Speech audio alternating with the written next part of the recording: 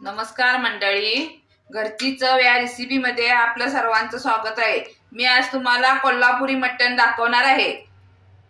मी आता तेल घालून घेतलेलं आहे। डिचकी आहे ही, आमची कोल्हापूरला अशीच असते। ती डिचकी आहे, डिचकीतच करणार आहे आणि त्याच्यातच मी शिजवणार आहे, डिचकीतच शिजवणार आहे। आता मी पहिला तमालपत्री टाकलेले आहे, कांदा घेतलेला आहे एक फोडणीसाठी, चांगला हलवून घेतो भाजून।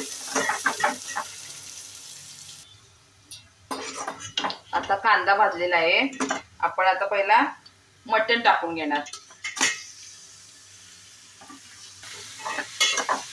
मी मटण एक वेळा धुवून घेतले, जरा पाणी घालून घ्यायचं, जास्त धुवायचं नाही मटण।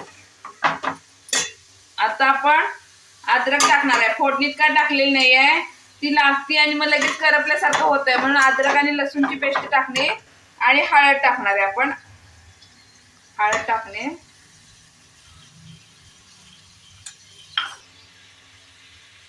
आता आपण चवीनुसार मीठ टाकायचं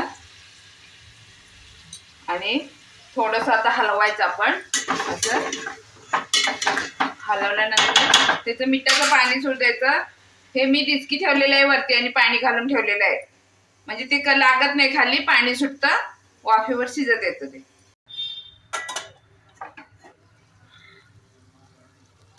हे बघा, आता याच्यातलं पूर्ण पाणी आलं, कोरडं झालं एकदम। आता आपण वरती पाणी ठेवलेलं आहे ना, ते त्याच्यामध्ये घालणार। आता एक मला 15 मिनिटं लागले बघा ह्याला पाणी आटवून घ्यायला, त्याचं मिठाचं पाणी आटवून घ्यायला। मी आता मटण मसाल्यासाठी साहित्य घेतलेलं आहे। एक कांदा चिरून घेतलेला आहे, लसूण घेतलेला आहे, वाळलं खोबरं, ओलं खोबरं दोन्ही थोडं थोडं घेतलेलं आहे, 2 चमचे तीळ घेतलेले आहे, 1-1.5 चमचा जिरे घेतलेले आहेत, अद्रक, 2 चक्री फूल, 2 आपले मसाले, वेलची, कोथिंबीर, एवढे साहित्य घेतलेलं आहे। हे सगळं आता भाजून घेणार आणि बारीक करणार। तुम्हाला आता रस्सा दाखवणार आहे, त्यासाठी आपण थोडं तेल टाकलेलं आहे। तुम्हाला कट जास्त पाहिजे असेल जास्त टाकू शकता। आपण आता कांदा भाजून घेतलेला आहे। आता आपण हा बारीक केलेला मसाला एक वाटीवर टाकणार आहे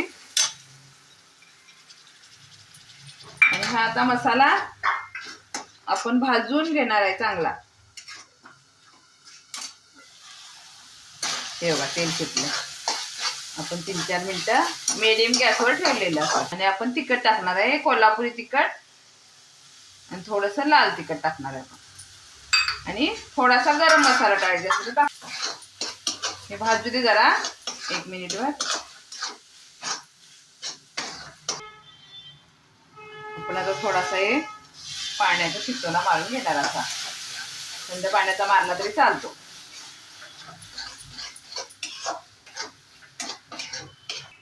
आपण थोडंसं पाणी टाकल्यामुळे वरून कसं आहे बघा, आता एक कडेने तेल सुटलं बघा, कमी तेलात सुद्धा चांगलं तेल सुटून येतं त्याला असं। आता हा भाजलेला आहे मसाला, आता मी ह्या रश्श्यामध्ये, ह्या पाण्यामध्ये टाकणार आहे।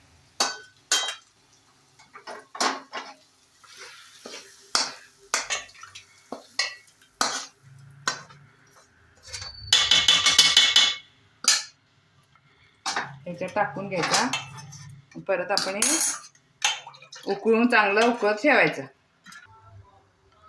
आपला रस्सा आता उकळी आलेला आहे, त्याला बारीक गॅसवर 5 मिनिटं मसाला शिजू दे, मग गॅस बंद करा।